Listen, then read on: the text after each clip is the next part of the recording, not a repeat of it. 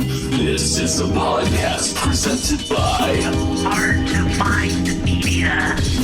Subscribe to Hard to Find Media on youtube.com/hardtofindmedia network. This shit is free. Share it. Blast it. Whatever it is, I can handle it. You're the one always telling me I need to find my destiny. Well, one thing's for certain, it's not here in Kansas. You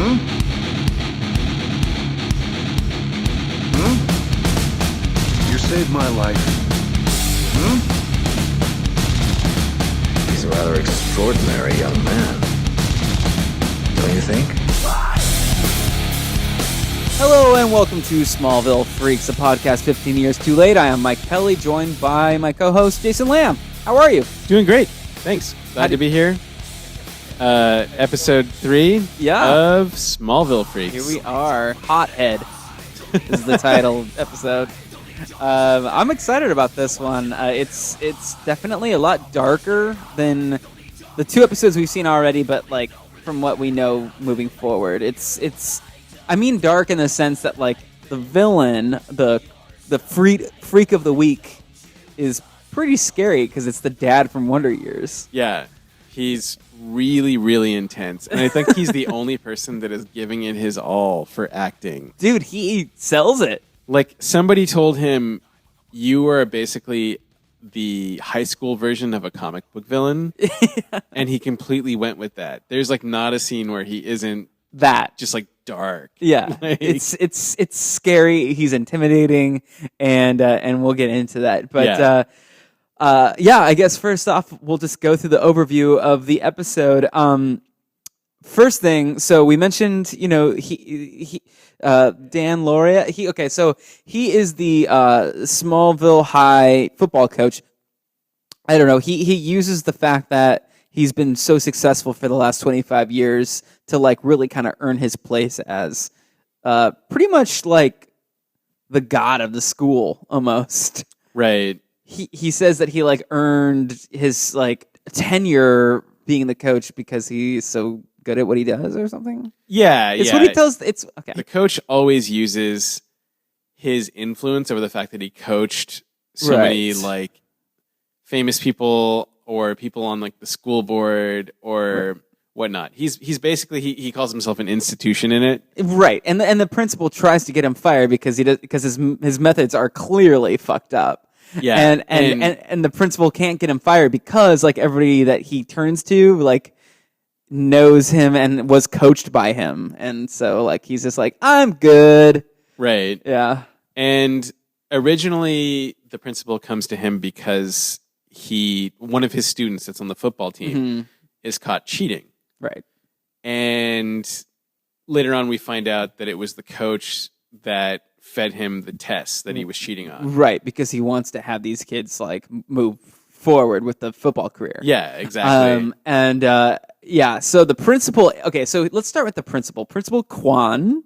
Yeah. This is the introduction of Principal Kwan, who kind of comes off as a badass in the beginning because he doesn't like he just shows no signs of like bowing down to this coach that's supposed to be like fucking so great, but he's also kind of dumb because he seems really simple. He's very simple. Like the coach has fire powers from kryptonite, and whenever like the coach would use fire powers, like when the principal was in the room, the principal just kind of like walks out of the room and doesn't. Yeah, he's just like, man, this is really messed up. I need to get out of here. Not like, oh my god, you just lit the TV on fire. Maybe I should go and get like a fire extinguisher and put this out because this is the school that I work at. And the fact that what just happened was very supernatural.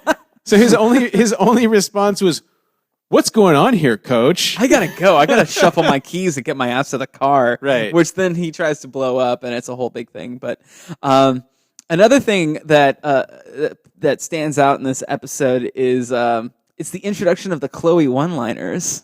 It's Chloe starts. Okay, so Chloe does this thing throughout the series, and I think it really kind of set the stage for what's going on the CW today, like in a show like Arrow, where there's this character called named Felicity in the show, where she's just like super quirky, has these quick one-liners that are so bad. It's like it's supposed to be like super smart and well thought out, like quirks, but they just come off so annoying. Totally. And Chloe kind of starts that, and this is the episode where she says something. I forget what it was. Yeah, also, a lot of the shit that she says is cringeworthy. It's so cringeworthy. Also, that dynamic between Jonathan Kent and Clark Kent. And, Clark is just a little teenager. He wants to be on the football team. Right. But Jonathan is super protective. He also doesn't want anybody getting hurt because his son is a goddamn alien with superhuman abilities. I think there's also a slight bit of jealousy in that, Jonathan had to earn his place on the football team. And the coach mentioned that. Yeah. Because he's been around that long. But Clark just is like super powered. So there's a little bit of resentment, I think. Right. That is sort of like a subtext. Jonathan of the is episode. Super pissed in this throughout the entire episode. Yeah. He's like, he doesn't know how to handle his emotions. And he lies a bunch about how he's actually feeling and It's just pretty ridiculous. Yeah. But I get it because, the actor who plays Jonathan Kent he's super good. He was in Dukes of Hazzard. Dukes of Hazzard. And I don't know, he's just always has that farm boy look to him. He's perfect casting for the show. Yeah. I think he's great. He also has the start of the Superman curl in this because they always give it to him. Really? Okay. His little coif. So, that's has weird. A little That's curl almost at the end. Kind of in the Geek Lore segment, we could talk about it's just hinting towards the where Clark would get the influence for the S. It might have been, yeah, or maybe that might have been their intention with it. The coach is not really phased at the fact that he can spew fire from anything. He kind of you can see he's confused a little bit about it, and this is all from the kryptonite that he doesn't. He has this nice little saunas with. The kryptonite. We'll get to that in the geek segment. We'll get to that in the geek segment. But he does get his powers from kryptonite, and he develops these powers to spew fire from things. But his reaction is just okay, this is confusing. I don't really know where the fire is coming from, but I'm totally down with it. And then when he's he's yelling at all the football players on the field in the middle of the night, and all the sprinklers are turning on fire from his anger. Yeah, he's just rolls the fuck with it. But it's weird to me because what we were saying before is that this actor is really going all in, and I believe him. Yeah. But the fact that these fire things are going on, it's I don't know. I feel like it would be believable for him to want to go to a psychiatrist or something. Yeah, maybe I need to chill out a little bit. He was that good to make me but I guess let's get real. Yeah, winners never chill out. So that's my overview. I don't know. Do you have any last thoughts about the episode before we get into the drama stuff? No, I think that's pretty good. Okay, so drama. Trust me, you don't want to know me the way you think you do. Clark, that's my decision to make. I got a list of 5 things here. The first thing is Lana in the beginning of the episode when Clark does decide to say, yes, I'm going to be part of the football team. Lana kind of rolls her eyes a little bit.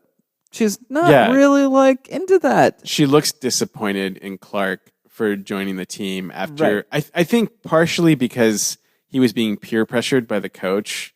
Right. But also I think she associates sort of badness with the football team. Yeah, she's dating Whitney. She likes the fact that Clark is more, he's not part of that whole scene. Yeah, because she's dating the captain of the football team. Everybody, all the dudes she knows besides Clark are football players. Right. And so I think that was the first indication that she liked Clark for not being part of that scene, because he stood out. And another thing is Jonathan Kent. We mentioned this earlier. Jonathan versus Clark. That dynamic, that was really kind of a lot of drama right there. Yeah, because he was just I think he's just trying to keep things as safe as they possibly can be because they don't know the full extent of Clark's powers. Yeah, he's clearly conflicted about what to do as a dad. Right. Also, Lex v. Lionel. Oh yeah. This is where this starts happening, okay? We know that there's a lot of Lex v. Lionel in this show. And this is the first episode where it really kind of starts to pick up. Lionel's assistant came in. Right. And it was this proxy that told him, okay, your father wants you to fire the staff because you're not being profitable. Right. You need 20% of your workforce as a cost-saving measure. And Lex's response to that, right, was say hi to your sister. Say hi to your sister. So good. Like, hey, you're my dad's lapdog. I resent that. But hey, how about this? Absolutely. And really kind of adds to Lex Luthor in the show so far. We're 3 episodes in. We kind of love him. You know? Like, he hasn't really done it. He's stood his ground. I mean, he's been a little creepy before. We talked about that with Lana. But, like, it comes off that way because he's, I guess, trying to be, like, a good friend to Clark to pay him back for saving his life. So, you know, Lex is... we really like Lex. And then also, Lex kind of flirts with Lana at the Talon a little bit, I feel like, when she, like, gives him coffee. He's just like, it's okay, you messed up my order. Yeah. He's, like, being really forgiving of that. Yeah. But, okay, so back to the 20% workforce thing. Like, we're going to talk about the Lex-Lionel relationship, right? So the guy comes in and he proposes that, you know, your father needs you to cut 20% of the workforce.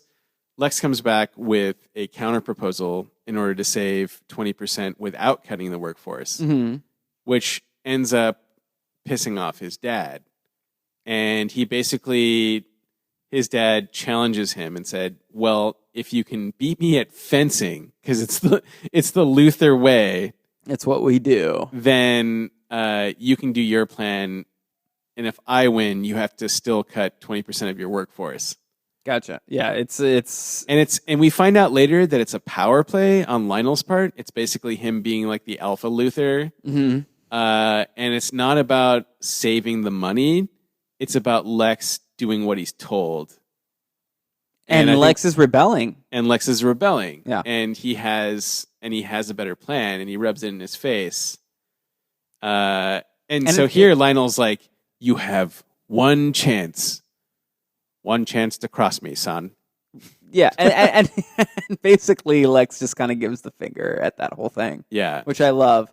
But eventually, you know, Lionel does win with the little fencing thing, and then it leads Lex to the Talon where he's talking to Clark, and he's just like, I guess I got to fire 20% of my workforce now because my dad won again. And it leads to this Lana-Lex conversation, which I think that Lex was kind of flirting around with Lana there. Maybe he was just being super nice. I don't know. Maybe that's what it was. But yeah, which is a really strange dynamic that Lex is sitting in a coffee shop and casually says to Clark, oh yeah, I have to fire people. Because if it's Smallville, Clark probably knows the people that he's going to lay off. So that you're right. That is like that's a weird interaction between them. That's like Lex just doesn't even care. He's being human, kind of. You know, he's acting. Yeah, they humanize him, and I think that people that are familiar with the comics, expect him to be an awful person. Exactly, like just comic book villain over the top. There is no good side. So, lastly, to wrap up the drama segment, Lana and Clark they scream together on the field. Oh yeah, it has the most CW ending. It is so perfect. It's got the really awful music, teeny bopper music Their playing in the background. Their conversation is so cringeworthy. Okay, they're walking together on the field, and Lana is like whisper talking, and like Clark is like whisper talking back. Right. And it's supposed to come off like really flirty, which it does, but like it's that classic like CW whisper talk that is so legendary. Yeah. Or it's just like, do you feel this way? Oh yeah, I feel this way too. Lana's like really soft. You know, I'm getting used to my parents. She actually mentions parents, which comes into play on the drinking. Does she? Yeah. I don't. Did you now mark that one down? I didn't mark that one Well, that's down. a perfect reason for us to just move right into the drinking game segment. Mark that one down because we're going to go down the list here. All right. The party can officially begin. The Luthors are here. So, are there any hospital scenes in this episode? 0. No hospital scenes, which is Again, crazy. that'll come up. We keep saying that, but it'll definitely come up. It'll come up. I think the hospital scenes are like heavy in season 2. Yeah. Super heavy. Maybe season 2 is when they actually built that set. We'll for see. Them to We'll go see back. where they get there. I feel like it's earlier, but we'll get there. Okay, so number 1, no hospital scenes. No hospital scenes. I know this one's going to be a big one. Number 2, does someone say the word son or father? So my tally is 12. So is mine. And previously we mentioned that Lex was talking to his father's assistant. In that conversation alone, they say father 5 times. So that just covers most of that 12. It's just heavy in that scene. Yeah. And it's like just thrown like shot after shot after shot. Father, father, father, father, father. Yeah. So if you're really going to follow this to a T, just like the first episode, I wouldn't recommend doing liquor. Yeah, maybe wine. Wine, beer shots, like Okay. take a sip, a drink, but don't do shots if you're going to do this. You know, you could limit the beer swigs to just the son and father and everything else moving forward because we're not that heavy on everything else moving forward. Maybe those can be shots. Right. So Chloe, from what I put down, she does not cry. She doesn't in this cry. Episode. She comes close to it. It's close, but she's pretty like reporter like Chloe in this one. Because they torched the torch. They did, and Clark says that verbatim. Does Clark rip a shirt off? No, not in this one, surprisingly. No. What about glass shattering? Glass shatters twice. 2 times. There you Yeah. go. That's 2 shots. We have a car shatter. We have, what was the second one? It was when Clark threw, or maybe, I don't know, but it was during the fire with the coach in his office, and someone went through a window. Right. Okay, so that's 2. And then is there foreshadowing in the episode? I feel like there is because Jonathan mentions that Clark was meant for more. You know what I mean? Yeah. He was meant for more than just playing football, and I think that is foreshadowing for That like means the later something, series. yeah. You know. There you go. So from what I understand, there are no times where a Luthor drinks a cocktail, correct? No, the closest we get is Lex going to Pounding his a water. bar Yeah. and pounding a fizzy water. Yeah, just goes to town on it. Yeah. Um, But he does get it from the same bar that he keeps his fancy scotch. yeah, we in. were really waiting for it, and he pulled out a fizzy water. Disappointing. Disappointing. Does Clark lie in the episode? No, I think he never gets in a surprising. position where he has to lie in this episode. Yeah, I feel like this entire episode he's just really defensive the whole time. He didn't feel like he had to lie about anything. He was just like really wanting to be like in control of his own life. Right. Does Clark brood though? Yes, he does. does a few times, mostly during. How many times? I put down one, like the one that I actually count is when he's having the conversation with his father about joining the football team, Of and he course. looks super frowny. Of course. And He's just like, Dad! Why don't you just let me do it? I can control myself. Yeah, right. Yeah. Okay, so that counts. And this one, I guess you didn't write down, but Lana does bring up her parents in the conversation at the end. Oh, before they scream. With Right, the before they music scream. montage. Yeah, they're talking about, like, he's kind of like summing up the drama he had with his dad. Yeah. And then she kind of talks a little bit about her parents, but she says the word parents. And so that's one there. Did anybody say the word abilities? No. No. I feel like it came close a couple times that people were like, kind of like they're like, oh, what you can do, playing and around like, that yeah. word. And then finally, does Clark show up out of nowhere? He does to rescue Principal Kwan. There you Somehow he knew that his car was going to Well- blow up, and they don't explain that at all. No, He's just there on the scene. It's like this. So he was walking out of like practice with Pete, and the car was blowing up at the same time where he was walking out. So I count that as showing up out of fucking nowhere. That's Right. like too much of a goddamn coincidence. Right. Okay. And you'll understand as the episodes go by, it's too much of a coincidence when he shows up. So what's the final tally that we have is, to me, 18. Full, like Yeah. everything altogether. 18. So there we go. do not do 18 shots. No. I would not Just recommend that. Make sure that it's beer. But this goes to show you, like, sort of how formulaic the show ends up being. Right. If you can make this many shots off of the tropes Exactly. in the show. All right. Well, that leads us to our Geek Lore segment. Let's touch on this and get on to that crew spotlight after. Okay. This is Smallville.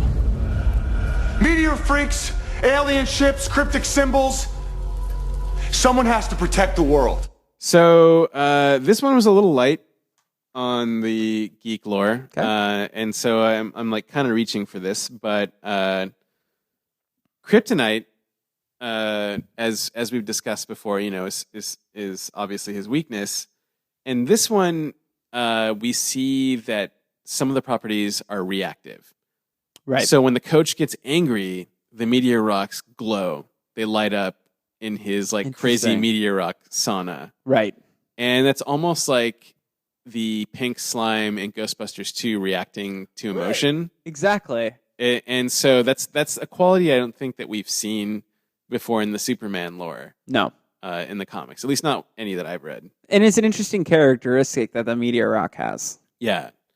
that you didn't know before. And so you sort of wonder if the coach is reacting to the meteor rock or the meteor rock is reacting to him and sort of amplifying it. Has there been any sort of like recollection in the mythology that's reminiscent of that? I don't think of so. Kryptonite kind of acting in that way? No. Because we know that there's a lot of different types of kryptonite, but we don't know that they actually behave like the rocks themselves behave in any particular way. Yeah, and I don't think that in any of the Superman comics have they been reactive. So this is the first time we've seen that. The next one, also related to kryptonite, is the first time that Jonathan Kent realizes that Clark is sick from the meteorite, I think. He actually has to rescue him out of the crazy sauna. Is the first time that like an outsider that knows that he is an alien like saw that. Which is called Walt's private sweatbox. Yeah. Because it's like Coach Walt.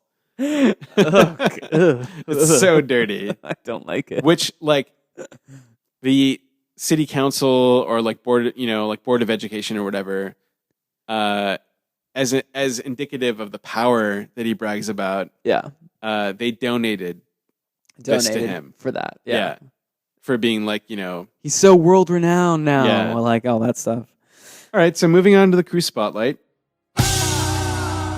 To help create the look of the show, to tell the story visually.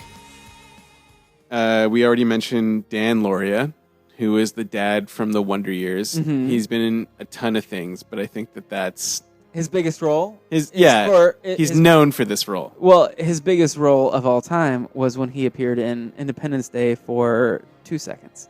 That was him trying to break into film, get out of TV, and it didn't really work out because he ended up in Smallville. He got about 2 seconds of screen time on that one.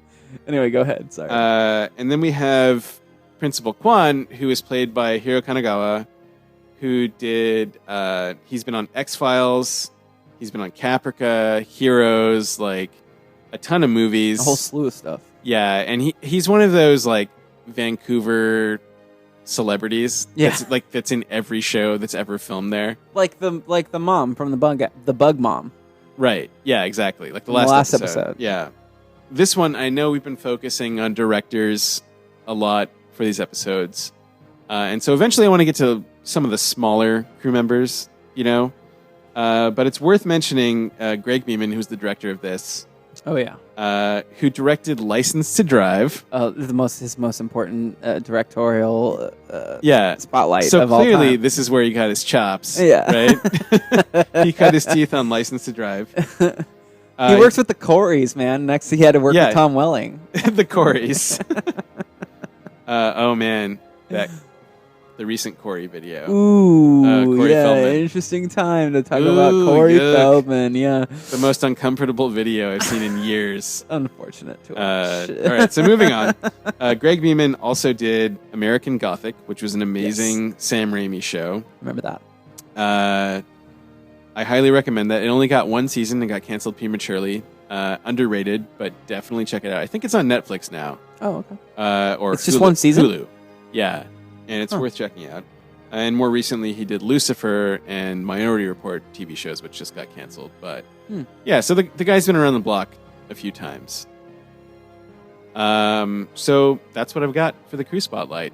And here ends Smallville Freaks episode 3. Episode 3, Smallville Freaks. You know, we're really diving in here, and we're gonna have something fresh for you every week.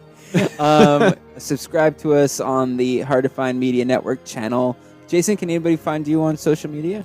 Yep, I'm at Jason_Lamb and at Twitter, and JTL_Hell on Instagram. On the old Insta. You can find me at Mike Pelly on all social media platforms.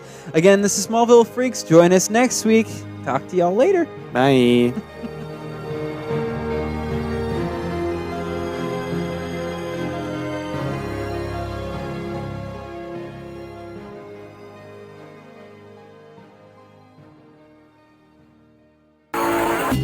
This has been a podcast presented by Hard to Find Media. Subscribe to Hard to Find Media on youtube.com/Hard to Find Media Network. This shit is free. Share it. Blast it. Fuck it.